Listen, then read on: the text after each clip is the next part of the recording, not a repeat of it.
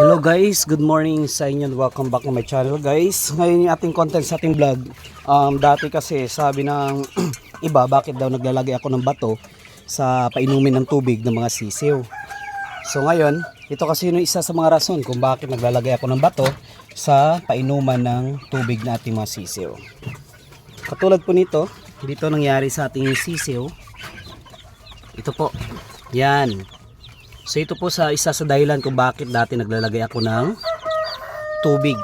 Naglalagay ako ng bato dito sa bawat gilid kapag sisiw pa lang yung binubrooding ko, mga sisiw.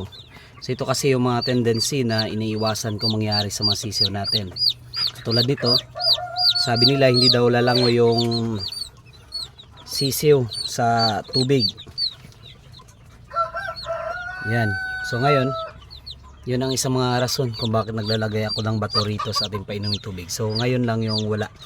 Kasi busy na rin ako sa work. At hindi ko masyado naakan yung mga alaga ating mga sisiw rito. Yan. Bagong hatch po yan guys. Ito yung isa. So nadatnan ko. Dito nakalubog na sa tubig.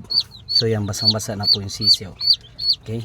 So ayan ko lang muna yun guys na madry siya. Yan po ang isang mga rason dati nag-vlog ako rito na sa content ko naglagay ako ng bato sa aking painuman dito sa aking mga lagang mga sisiw. Kasi nga ito yung iniiwasan ko mangyari sa mga sisiw na baka malunod o lumangoy dito sa tubigan. Mas okay kung naagapan natin, nakita natin katulad dito na buhay pa kaysa naman hindi na baka na lunod na dito sa painumin ng tubig. Okay? So lang guys, yung content sa ating vlog, and thank you guys for watching.